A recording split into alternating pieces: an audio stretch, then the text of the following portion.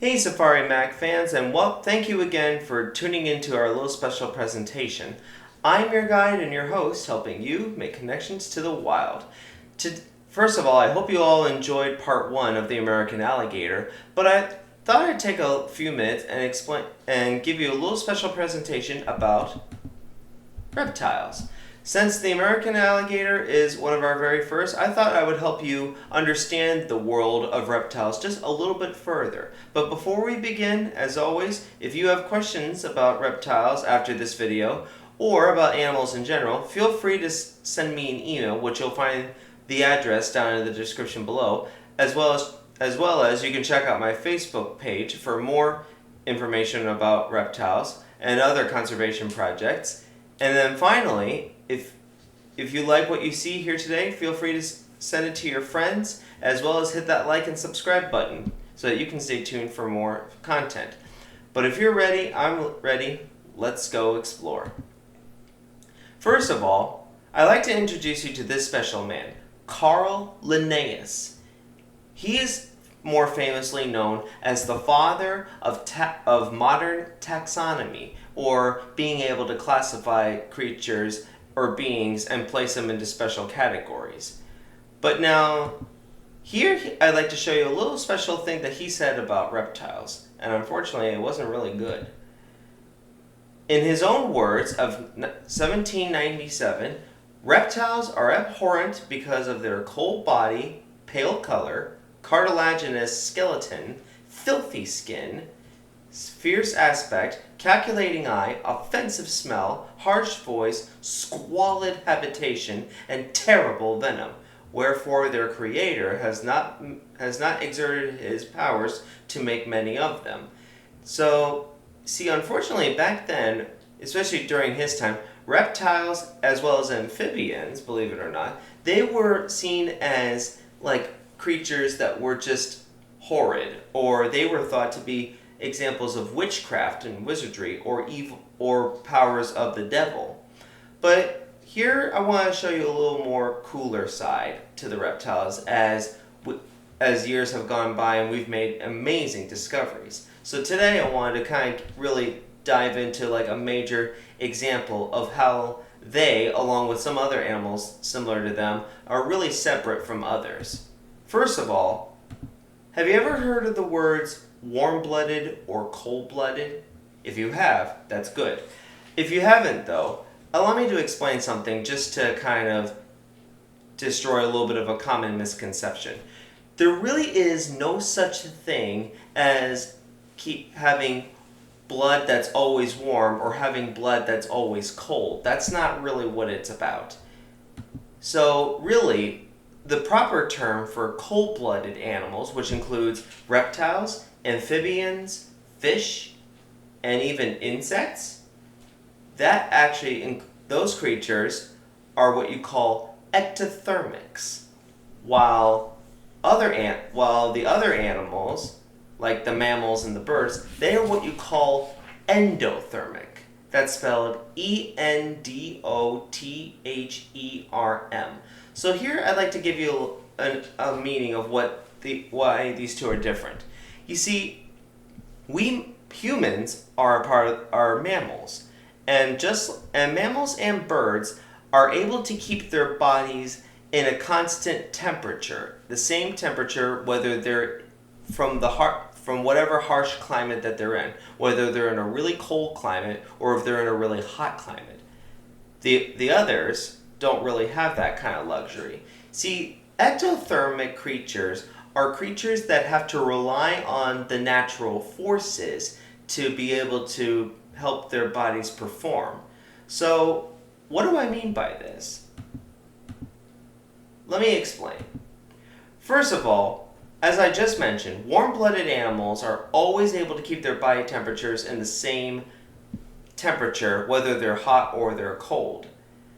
And for mammals and birds, that means they're able to constantly move around whether it's day or night. But one of the problems for that is we need a lot of food for our own body size. This is really the price we have to pay for having this kind of warm-blooded metabolism.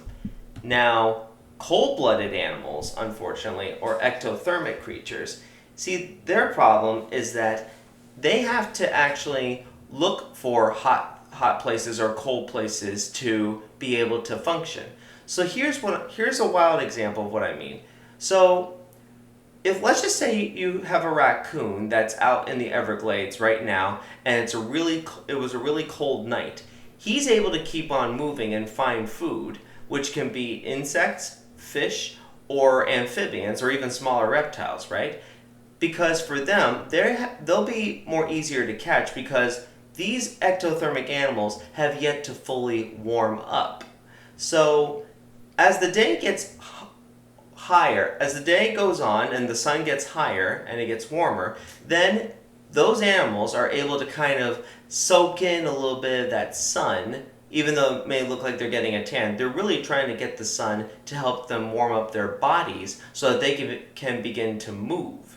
So now but now they have to also look for ways to either warm up or even to cool down. So mammals and birds, they're able to release excess heat or keep cool by either sweating or just opening their mouths to be able to kind of let out some of this excess heat. So think of like dogs when they pant.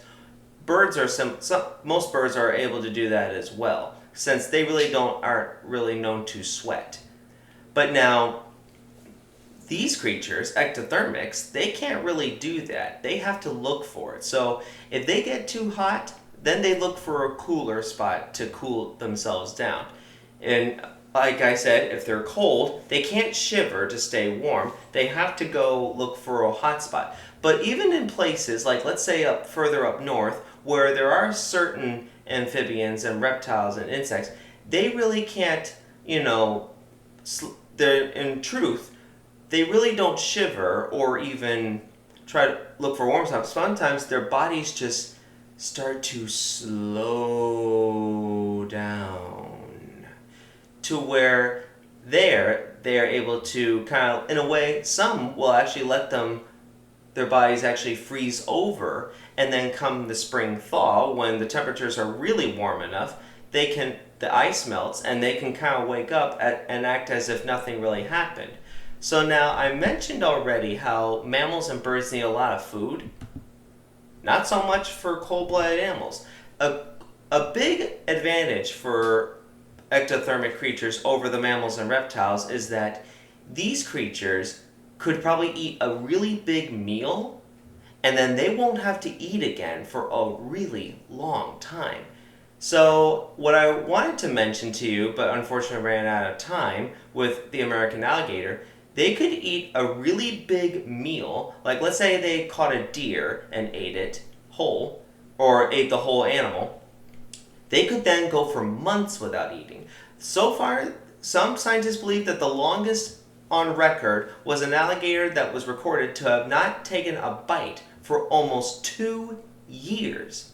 Count it, 2 years. Talk about a really good deal. Of course, each has their own way of survival, and that's just one of the great beauties about the natural world. Each has their own role to play, each has their way of surviving, and it can serve their species well long into the future, as long as we can allow them to exist. Well, I figured that's all the time I'll have for today, explaining to you a little bit about reptiles and how their bodies function. But be sure to check out my special video of alligators bellowing, which you'll find down in the description. And be sure to join me next Saturday for the special part 2 of the American alligator. But until then, I want to wish each and every one of my viewers and subscribers a happy Thanksgiving. And until next week, this is Safari Mack, and I'll see you all out there.